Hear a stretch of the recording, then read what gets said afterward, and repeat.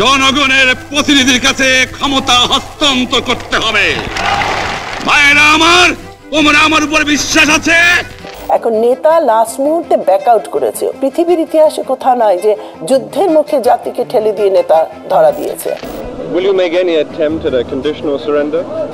No, sir. The question is either we live or we die.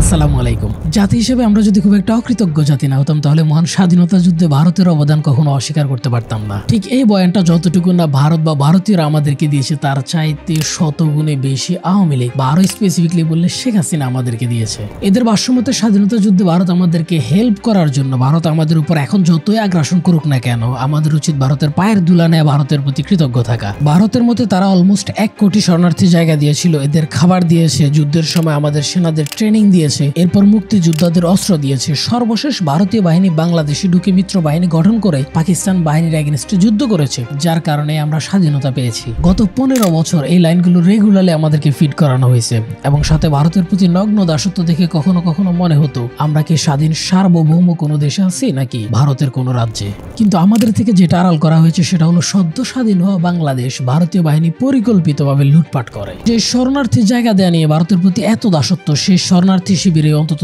3 lakh মানুষ মারা গেছে, এই সত্য আমাদের থেকে আড়াল করা হয়েছে। এমনকি ভারত হাসিনা বা আওয়ামী লীগ যে বড় গলায় বলে ভারতীয় বাহিনী দেশে এসে যুদ্ধ না করলে আমরা স্বাধীন হতাম না, এটা একদম ডাহা মিথ্যা কথা। অলমোস্ট সব দেশপ্রেমিক যোদ্ধা এবং সেক্টর কমান্ডাররা এটা দাবি করে আমরা একদম বিজয়ের দ্বার প্রান্তে ছিলাম, দেশের একটা একটা করে এলাকা শত্রুমুক্ত হচ্ছিল।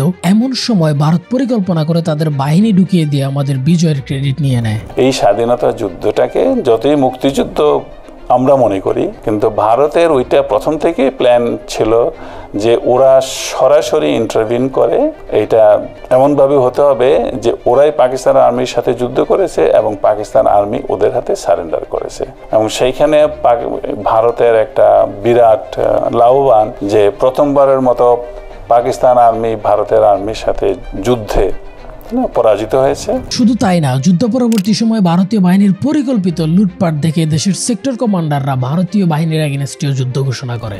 ভারতের প্রতি দাসত্ব করতে গিয়ে এরকম অসংখ্য সত্য আমাদের থেকে লুকানো হয়েছে। তো গত 15 বছর লুকানো এরকম অসংখ্য সত্য, তথ্যপাত্য, ফ্যাক্ট সহ তুলে ধরার চেষ্টা করবো আজকের ভিডিওতে এবং 5টা পয়েন্টে দেখার চেষ্টা করব ভারত না চাইলে কি আমরা স্বাধীন হতে পারতাম না। যুদ্ধে বাংলাদেশকে সাহায্য করার পেছনে ভারতের কি স্বার্থ ছিল? ভারত কি প্রকৃতপক্ষে আমাদের সাহায্য করেছিল? যুদ্ধ পরবর্তী সময় কিভাবে পরিকল্পিতভাবে বাংলাদেশ লুটপাট করে ভারতীয় বাহিনী? ভারত কি আমাদের বন্ধু রাষ্ট্র? শেখ হাসিনা উনি যেমন ওনার নেতা কর্মীকে ফেলে ওনার পরিবারকে নিরাপদ স্থানে রেখে উনি পালিয়ে গেলেন, অনেকটা কিন্তু শেখ মুজিবুর রহমান একই কাজ করলেন। I know the extent of disaster. I know. কেন জেনারেল ওসমানীকে 1971 সালের 16 ডিসেম্বর আত্মসমর্পণ অনুষ্ঠানে উপস্থিত থাকতে দেওয়া হয়নি? জিজ্ঞেস করেন। তথ্যগুলি চলে আসবে বলি কিন্তু মুক্তিযুদ্ধের ইতিহাস চাপা দিয়ে রাখা হয়েছিল এতকাল, কারণ এখানে অনেক কথা বেরিয়ে আসবে, মানে মানুষ তো বোকা নয়।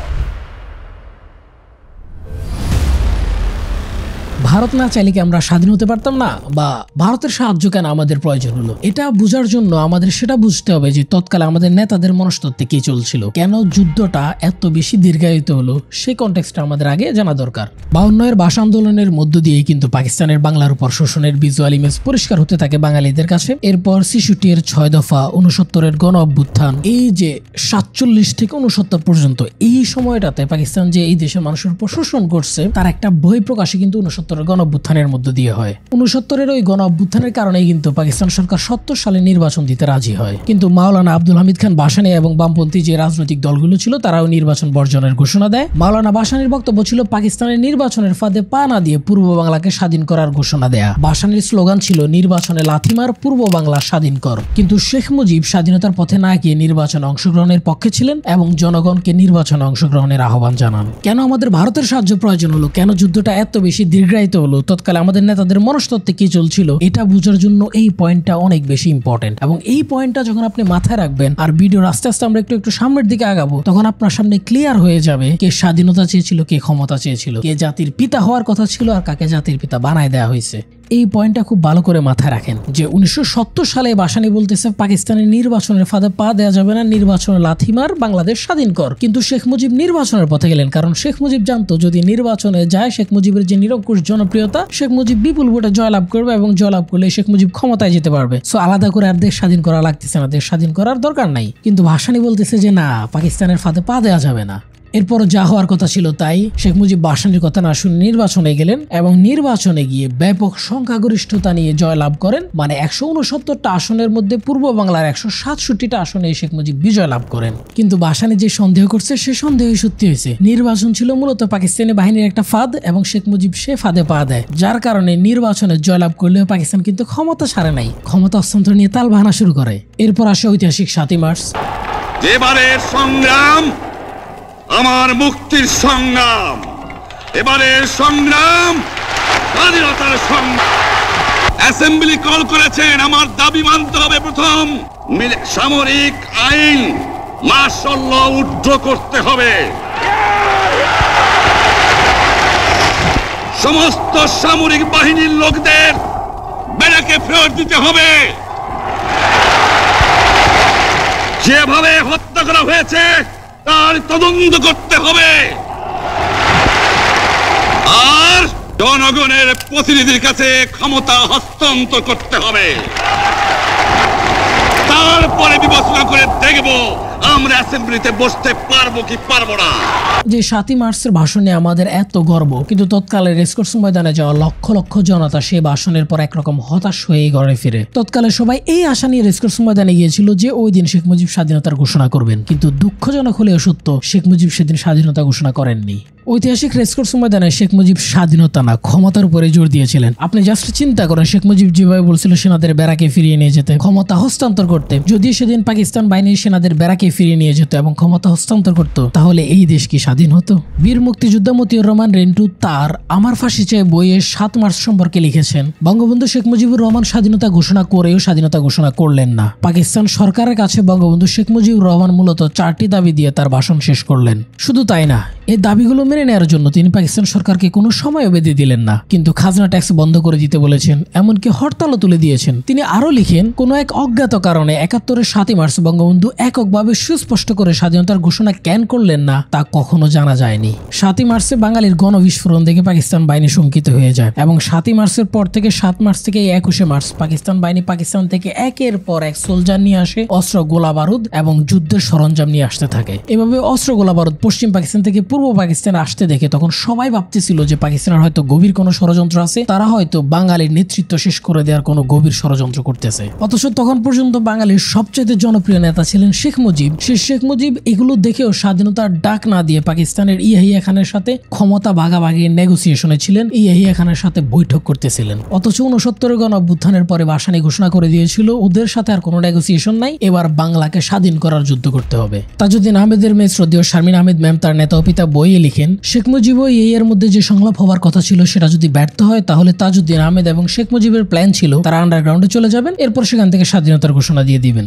নেতা ও পিতা বইয়ের 45 নম্বর পেজে তিনি লিখেন, মুজিব কাকু আব্বুর সঙ্গে আন্ডারগ্রাউন্ডে গিয়ে মুক্তিযুদ্ধ পরিচালনা করবেন সে ব্যাপারে আব্বু মুজিব কাকুর সঙ্গে আলোচনা করছিলেন। মুজিব কাকু সে ব্যাপারে সম্মতিও দিয়েছিলেন।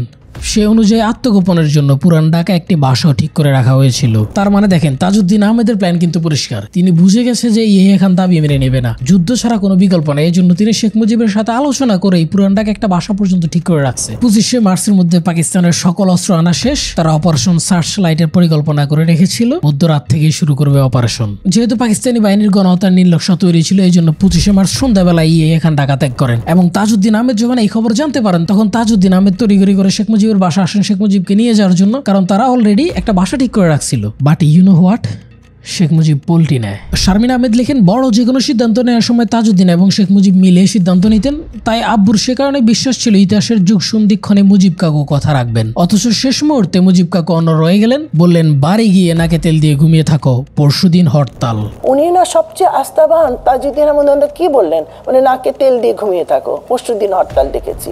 এটা শোনার পর তাজউদ্দিনের মাথায় তো বাজ পড়ার মতো অবস্থা যে গত 2 দিন ধরে শেখ মুজিবের সাথে কি প্ল্যান ছিল, এখন শেখ মুজিব কি বলতেছে। পাকিস্তানি বাহিনী মধ্যরাত থেকে কালকে গণহত্যার জন্য রেডি, আর শেখ মুজিব বলতেছে পরশুদিন হরতাল। মানে মুজিব পুরাই 180 ডিগ্রি পল্টে নিছে। শুধু তাই না, তাজউদ্দিন আহমেদ দেখলেন বেগম মুজিব শোবার ঘরে শেখ মুজিবের জামা কাপড় ভাঁজ করে রাখতেছে। এটা দেখে তাজউদ্দিন আহমেদ বুঝে গেছে যে শেখ মুজিব আসলে স্বেচ্ছা গ্রেপ্তার হওয়ার জন্য রেডি হয়ে আছে। তখন তাজউদ্দিন প্রায় 1.5 ঘন্টা ধরে অনেক কিংবদন্তি রাজনৈতিক নেতার উদাহরণ টেনে বোঝানোর চেষ্টা করেছে এরকম অনেক নেতা আত্মগোপনে গিয়ে মুক্তিযুদ্ধ করেছিল।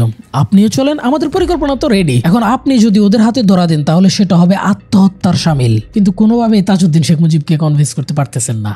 শেখ মুজিব কোনোভাবে আত্মগোপনে যেতে রাজি হচ্ছেন না। তখন তাজউদ্দিন বলে, মুজিব ভাই, বাঙালি জাতির অবিসংবাদিত নেতা হলেন আপনি, আপনার নেতৃত্বের উপরেই তারা সম্পূর্ণ ভরসা করে রয়েছে। তখন মুজিব কাকু বললেন, তোমরা যা করবার করো, আমি কোথাও যাব না। বাট তিনি বঙ্গবন্ধুকে নিয়েই তো সব কাজগুলি করেছেন।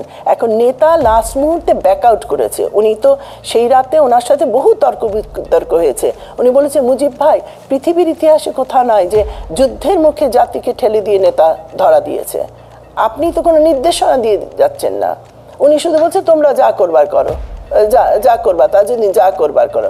তার মানে উনি যা করবার করো বললে হয়। এখানে শেষ না। যখন তাজউদ্দিন শেখ মুজিবকে কোনোভাবে রাজি করাতে পারছিল না, তখন তাজউদ্দিন বলেন যে ঠিক আছে মুজিব, আপনি যাবেন না, আমাদের পূর্ব পরিকল্পনা অনুসারে আমি স্বাধীনতার ঘোষণাপত্র লিখে নিয়ে আসছি, আপনি ওইটাতে সই করে দেন, আর আমি একটা ট্যাপ রেকর্ডার নিয়ে আসছি, আপনার স্বাধীনতার ঘোষণা রেকর্ড করে নিয়ে যাব, আপনি এটাতে স্বাধীনতার ঘোষণা দিয়ে দেন, আমি রেকর্ড করে এগুলো নিয়ে চলে যাই। আগের দিন পর্যন্ত তাজউদ্দিন এবং শেখ মুজিবের প্ল্যান ছিল এভাবে স্বাধীনতার ঘোষণাপত্র তাজউদ্দিন লিখে আনবে এবং শেখ মুজিব সেটা সই করলে হোটেল ইন্টারকন্টিনেন্টালে অবস্থিত বিদেশি সাংবাদিকদের কাছে ওটা গোপনে পৌঁছে দেওয়া হবে। এরপর টেপ রেকর্ডারে যে ভাষণ রেকর্ড করা হবে সেই ভাষণটা আমাদের আন্ডারে যে রেডিও স্টেশনগুলো আছে, আগরতলার যে রেডিও স্টেশনগুলো আছে, ওইগুলোতে প্রচার করা হবে এবং আমাদের স্বাধীনতার ঘোষণা সারা বিশ্বে ছড়িয়ে দেওয়া হবে। কিন্তু এখানেও শেখ মুজিব 180 ডিগ্রি ইউটার্ন নেয়। স্বাধীনতার ঘোষণাপত্র এবং রেডিওতে ঘোষণা করতে শেখ মুজিব অস্বীকৃতি জানায়। এবার তো তাজউদ্দিনের মাথায় আকাশ ভেঙে পড়ার মতো অবস্থা। তিনি বলেন, মুজিব ভাই, আপনাকে এই কাজ করতেই হবে। কিন্তু তখন শেখ মুজিব কি উত্তর দিয়েছিল শুনবেন? এই কাজ আমি করতে পারবো না, এটা আমার বিরুদ্ধে দলিল হয়ে থাকবে, এর জন্য পাকিস্তানিরা আমাকে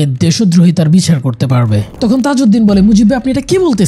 আমরা তো দেশদ্রোহিতাই করতেছি, আমরা আমাদের মাতৃভূমিকে মুক্তি করার জন্য, স্বাধীন করার জন্য যুদ্ধ করতেছি। তখন মুজিব বলে, আমি পারবো না, তোমরা যা করবার করো। বঙ্গবন্ধু যখন আত্মসমর্পণই বলবো, আমরা বলি বন্দী না, উনি স্বেচ্ছা বন্দী হলেন। উনি তো আমার বাবা ব্যারিস্টার আমির ইসলাম, তাদের তো প্ল্যান ছিল যে ওনার আন্ডারগ্রাউন্ডে যে স্বাধীনতা ঘোষণা করবেন, এবং সেই কথা অনুযায়ী উনি যখন টেপ রেকর্ডার নিলেন, স্বাধীনতার ঘোষণাটা লিখে নিলেন, বঙ্গবন্ধু ওটাতে রাজি হলেন না, বলেন যে আমাকে তো দেশদ্রোহী বলবে। তখন আব্বুর কথা ছিল, আমরা তো দেশদ্রোহিতাই করছি এখন, কারণ ওরা তো আমাদের এখানে মারতে যাচ্ছে। যে লোক যুদ্ধাপরাধী হয়ে যাওয়ার ভয়ে স্বাধীনতার ঘোষণাপত্রে সই করে নাই, কারণ এটা তার বিরুদ্ধে দলিল হয়ে থাকবে, ট্যাপ রেকর্ডার নিয়ে যাওয়ার পরেও তিনি স্বাধীনতার ঘোষণা করেন নাই, সে লোককে বানাই দেওয়া হলো এই দেশের জাতির পিতা। যে লোক কাপুরুষের মতো স্বেচ্ছায় যুদ্ধের পূর্ব মুহূর্তে পাকিস্তান বাহিনীর কাছে সারেন্ডার করে ফেলছে, তাজউদ্দিনের বাসায় যদি বলে আত্মহত্যা করছে, যার দীর্ঘ 9 মাস মুক্তিযুদ্ধে কোনো অবদান নাই, তাকে সংবিধানে আইন করে জাতির পিতা বানিয়ে ফেলা হয়েছে এবং শেষ পর্যন্ত আওয়ামী ধর্মের নবী বানাই দেওয়া হয়েছে। এই জন্য সলিমুল্লাহ স্যার বলেছিলেন, আমরা যারা যুদ্ধ করে নাই তাদের জাতির জনক বানায় রাখছি, যারা যুদ্ধ করে জীবন দিয়ে গেছে তাদের কোনো খবর নাই। যে বাংলাদেশের বর্তমান ফ্যাসিজমের উৎপত্তি হয়েছে, মুক্তিযুদ্ধ যারা করে নাই তাদেরকে মুক্তিযুদ্ধের জনক বলছেন এবং যুদ্ধ যারা পরিচালনা করছেন তাদের নাম নাই। যুদ্ধের আগ মুহূর্ত পর্যন্ত শেখ মুজিব ক্ষমতা চাইলেও, যুদ্ধের আগ মুহূর্ত পর্যন্ত শেখ মুজিব ইয়ে খানের সাথে ক্ষমতা নিয়ে ডিসকাশনে থাকলেও 69-এর গণ অভ্যুত্থানের সময়, এমনকি 70 নির্বাচনের আগে মাওলানা ভাসানী চেয়েছিল স্বাধীনতা। সেজন্য 1971 সালের 9 মার্চ এক সমাবেশে সাধারণ মানুষ মাওলানা ভাসানীকে জাতির পিতা বলে স্লোগান দিয়েছিল।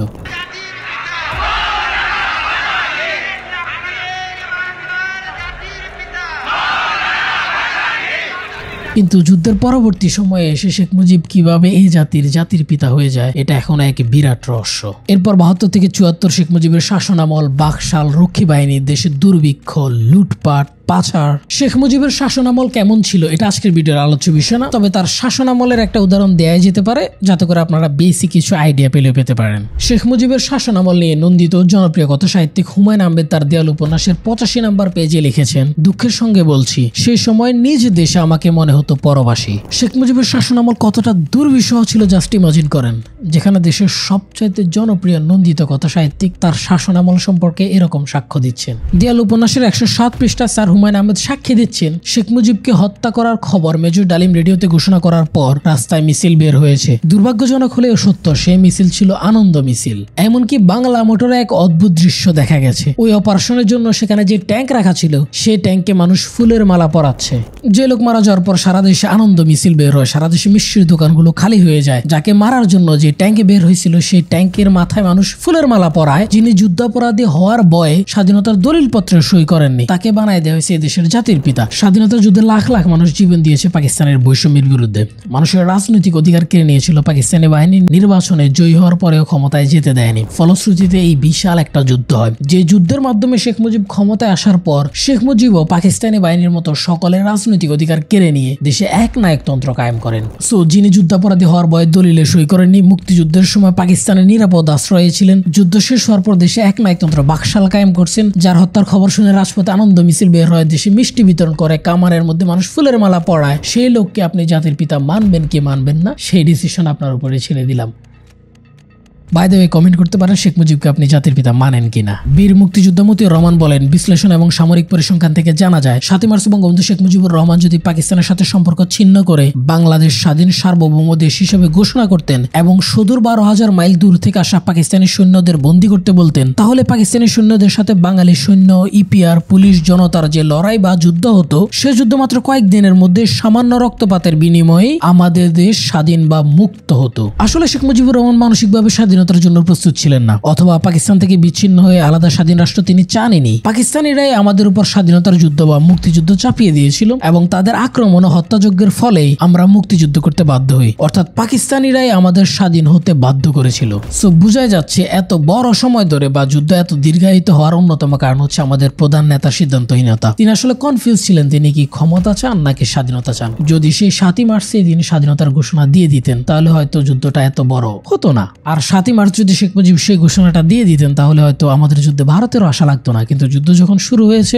আমাদের সাহায্য করতে ভারত এসেছে। এখন প্রশ্ন হচ্ছে, এই যুদ্ধে ভারত কি শুধুমাত্র আমাদেরকে সাহায্য করার জন্য এসেছিল নাকি এখানে ভারতেরও বড় কোনো স্বার্থ ছিল? চলেন দেখি যুদ্ধে বাংলাদেশকে সাহায্য করার পিছনে ভারতের কি স্বার্থ ছিল। যুদ্ধের শুরুতে যখন পুরো জাতির অবিসংবাদিত এবং শ্রেষ্ঠ নেতা শেখ মুজিবুর রহমান গ্রেপ্তার হয়ে গেলেন, তখন কিন্তু ভারত এটাকে আমাদের স্বাধীনতার আন্দোলন হিসেবে দেখছিলেন না, কারণ এর আগে শেখ মুজিবুর রহমান অসংখ্যবার পাকিস্তানি বাহিনীর হাতে গ্রেপ্তার হয়েছে। আমাদের দেশপ্রেমী যোদ্ধারা যুদ্ধ শুরু করলেও, স্বাধীনতা ঘোষণা দিলেও, তাদের মাতৃভূমিকে রক্ষা করার জন্য ঝাঁপিয়ে পড়লেও ভারত তখন পর্যন্ত এটাকে জাস্ট একটা বিচ্ছিন্নতাবাদী আন্দোলনই দেখছিল, তারা এটাকে মুক্তিযুদ্ধ হিসেবে দেখে নাই। আমি আবারও বলছি, এটা হচ্ছে একদম শুরুর দিকে যখন শেখ মুজিবুর রহমান গ্রেপ্তার হয়ে যায়। ভারত প্রথম দিকে আমাদের স্বাধীনতা যুদ্ধকে বিচ্ছিন্নতাবাদী আন্দোলন হিসেবে দেখার পেছনে যথেষ্ট লজিকও ছিল। কারণ হলো তখন অলরেডি ভারতের নাগাল্যান্ড, মিজোরাম, পোরখাল্যান্ড, পাঞ্জাবে খালিস্তান, শিখদের স্বাধীনতা আন্দোলন সহ ভারতের অন্তত 5টা রাজ্যের স্বাধীনতা আন্দোলন চলছিল। সো এই সময়টাতে ভারত যদি পূর্ব পাকিস্তানের এমন কাউকে সমর্থন করে যারা পাকিস্তান থেকে আলাদা হয়ে স্বাধীন রাষ্ট্র চাচ্ছে, এটা হবে ভারতের ভিতরে যে 5টা রাজ্যের স্বাধীনতার আন্দোলন চলছে সেই আন্দোলনকে উস্কে দেওয়ার মতো।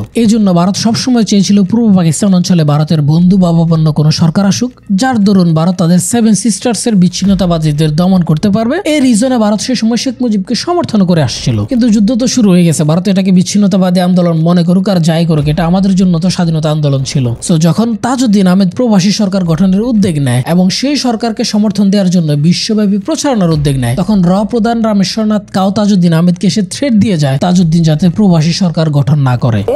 রয়ের প্রধান রামনাথ কাও এবং একজন কর্নেল এসে রীতিমতো আমার বাবাকে এবং ব্যারিস্টার আমির ইসলামকে থ্রেট দিয়ে যান যে সরকার করাটা উচিত হচ্ছে না।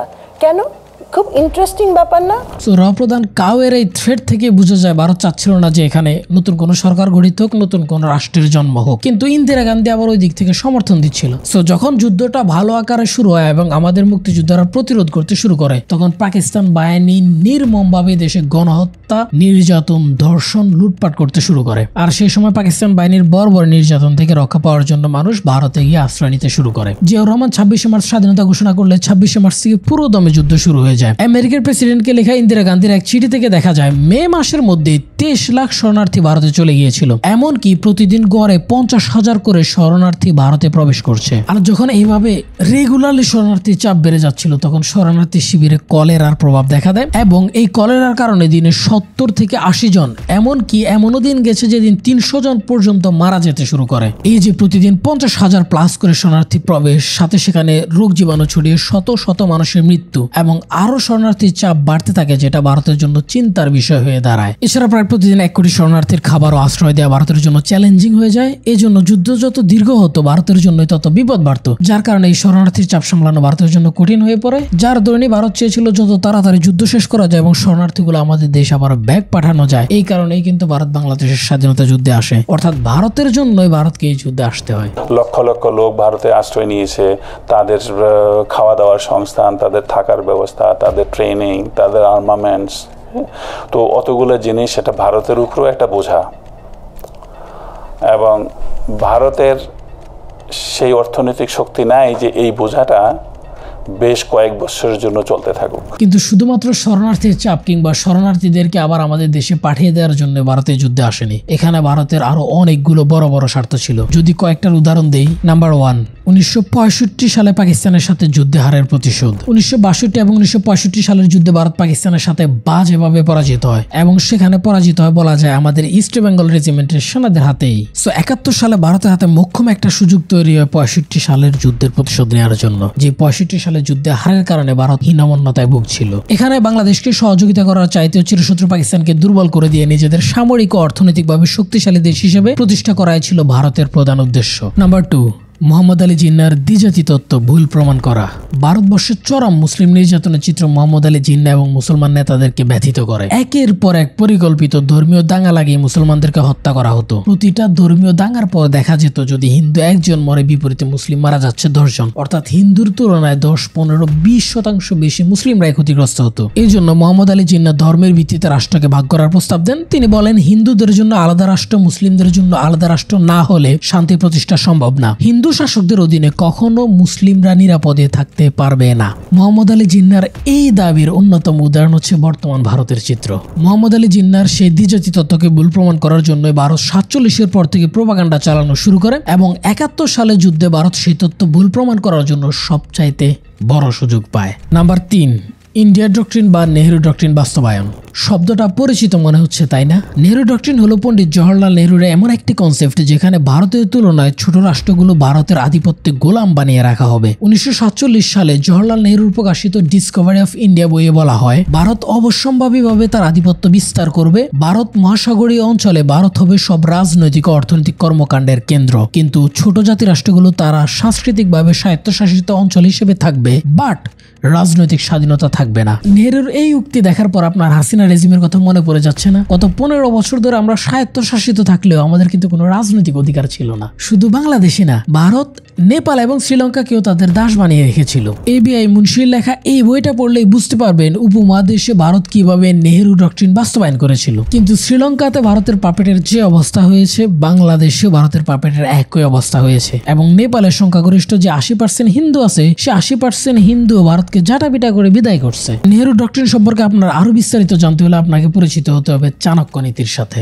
চাণক্য নীতি কি বা এত কঠিন জিনিস বোঝার দরকার নাই, অখণ্ড ভারত নামের একটা কনসেপ্টের সাথে তো পরিচিত আছেন। সেই অখণ্ড ভারত কনসেপ্টের কথাই ওই চাণক্য নীতিতে বলা হয়, কিভাবে অখণ্ড ভারত বাস্তবায়ন করা হবে। চাণক্য বলে, ক্ষমতা অর্জনের লোভ ও অন্য দেশ বিজয়ের আকাঙ্ক্ষা কখনো মন থেকে মুছে ফেলো না, সব সীমান্তবর্তী রাজাকে শত্রু বলে মনে করবে। এই চাণক্য নীতি ফলো করে ক্ষমতা অর্জনের লোভ এবং দেশ দখলের লোভ থেকে ভারত বাংলাদেশের যুদ্ধে এগিয়ে আসে। কিন্তু চাণক্য নীতি অনুসারে ভারত বাংলাদেশ দখল না করলেও নেহেরু ডক্ট্রিন ফলো করে তারা বাংলাদেশকে স্বাধীন সার্বভৌম কাগজে কলমে দেখালেও এদেশের মানুষের কোনো রাজনৈতিক অধিকার ছিল না। নেহেরু ডক্ট্রিনের অন্যতম উদাহরণ হলো শেখ হাসিনা গত 15 বছরে দেশের ক্ষমতায় ছিল কোন রকম নির্বাচন ছাড়া।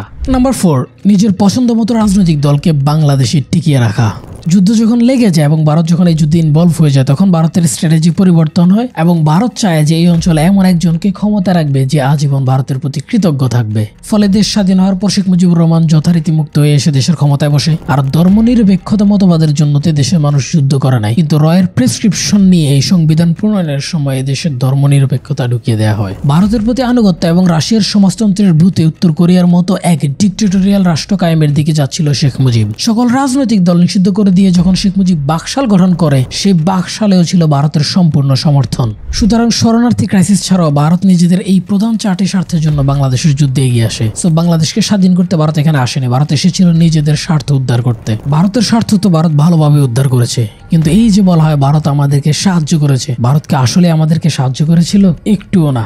বরঞ্চ দেশপ্রেমিক মুক্তিযোদ্ধাদের সাথে বেইমানি করে, দেশের শহীদদের সাথে বেইমানি করে আমাদের মুক্তিযুদ্ধের স্বাধীনতার দলিল ছিনিয়ে নেয় ভারত। আজকে জাস্ট এইটুকুই বললাম। নেক্সট ভিডিওতে বাংলাদেশের স্বাধীনতা যুদ্ধে ভারতের প্রতারণা নিয়ে এমন সব ইনফো আছে যেগুলো দেখার পর আপনার মন চাইবে ভারতকে ধ্বংস করে দেই। সেই পর্যন্ত অপেক্ষা করুন। মা, মাটি, দেশকে ভালোবাসুন। ধন্যবাদ সবাইকে। আল্লাহ হাফেজ।